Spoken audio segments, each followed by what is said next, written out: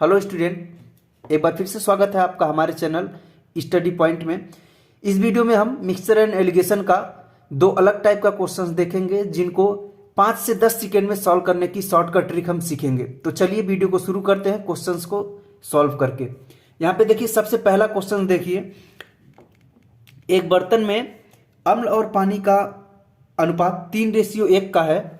यदि 16 लीटर मिश्रण इस बर्तन में से निकाल लिया जाता है और 6 लीटर पानी बर्तन में ऐड किया जाता है तो अम्ल और पानी का अनुपात 2:1 हो जाता है, तो प्रारंभ में मिश्रण की मात्रा का पता लगाएं।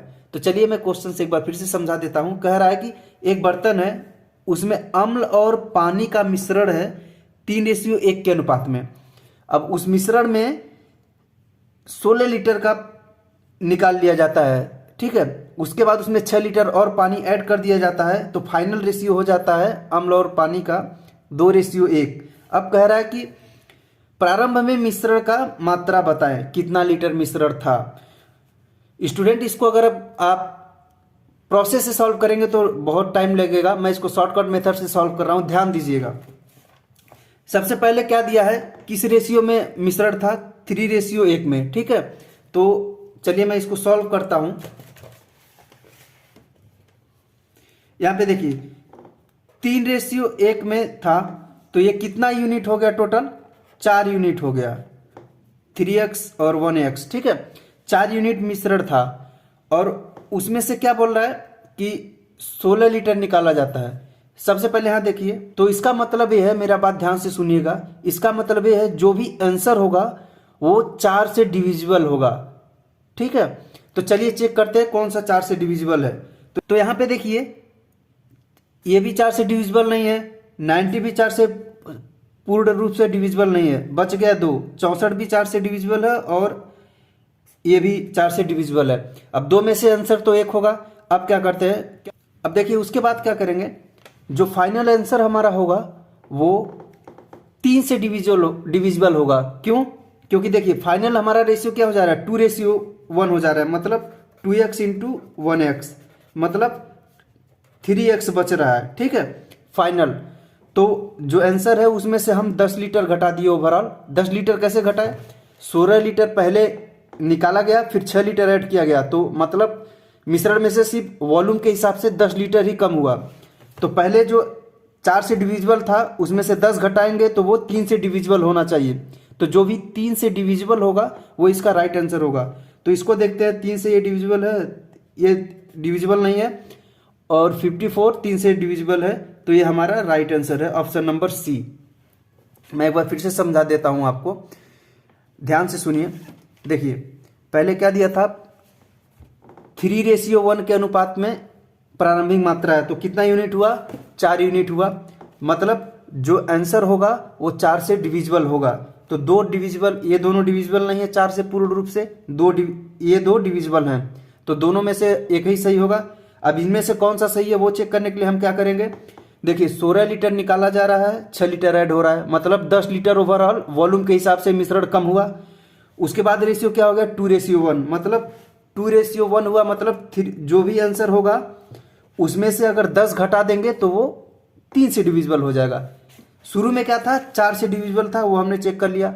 अब फाइनल जो आंसर है उसमें से 10 लीटर घटाने के बाद वो 3 से डिविजिबल होना चाहिए, तो इसमें से 10 हमने घटाया, तो ये हमारा 3 से डिविजिबल है, तो मतलब ये राइट आंसर है। कोई कैलकुलेशन नहीं, ज़्यादा सिंपल सा फंडा है।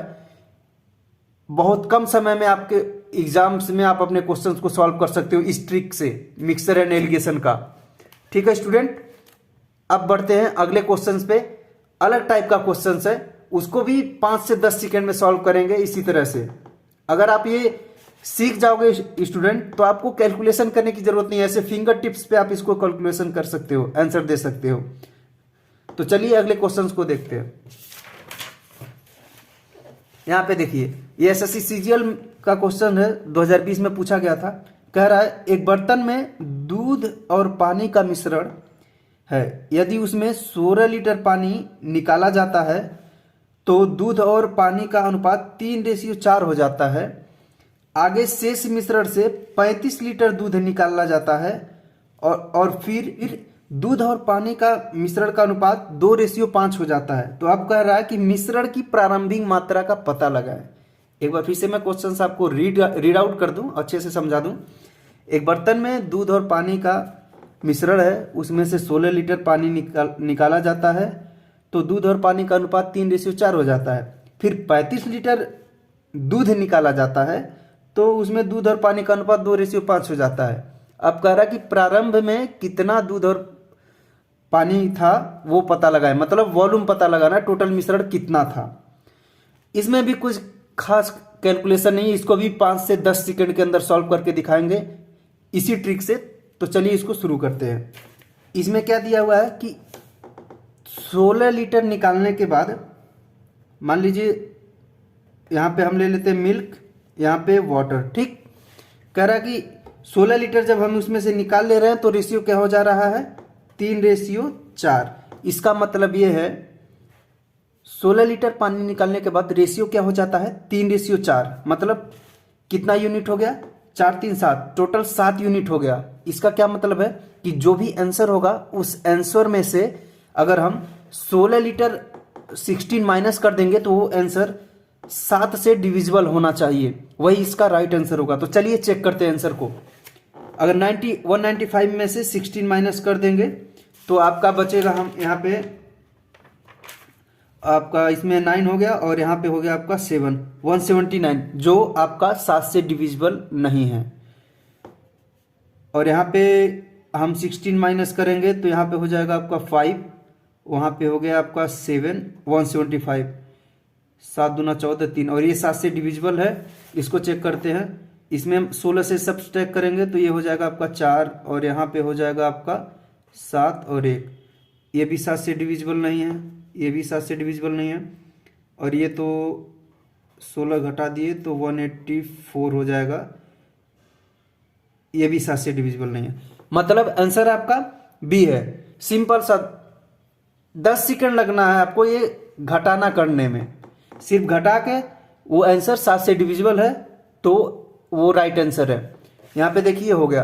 ये 2 क्वेश्चंस मैंने बताए स्टूडेंट, एक ये बताया, ये भी आपको सिंपल कैलकुलेशन कुछ नहीं करना है, फिंगर टिप्स के कर सकते हैं, और ये भी आप फिंगर पे जस्ट काउंट करके इसको कर सकते हैं, इसमें कोई टाइम नहीं लगना है। मैं आपको समझा रहा हूँ तो इतना टाइम लग रहा है, नहीं तो ये आप सिंपल करते 3 + 4 7 है, जो आंसर है उसमें से 16 घटा और 7 से डिवाइड हो रहा है तो वो आंसर है, तो जो डिवाइड हो गया वो आंसर हो गया।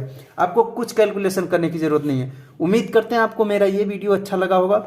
अच्छा लगा हो तो प्लीज़ हमारे इस चैनल को सब्सक्राइब कीजिए, वीडियो को लाइक कीजिए, अपने दोस्तों के साथ शेयर कीजिए, जो भी कॉम्पिटिटिव एग्जाम्स की प्रिपरेशन करते हैं उनके साथ शेयर कीजिए। अगर ये शॉर्टकट मेथड नहीं समझ आया स्टूडेंट तो इसको 1 नहीं 2 बार नहीं 4 बार देखिए जब तक समझ ना आए, क्योंकि अगर ये सीख गए तो आपका बहुत टाइम बच सकता है मिक्सचर और एलिगेशन में, कॉम्पिटिटिव एग्जाम में।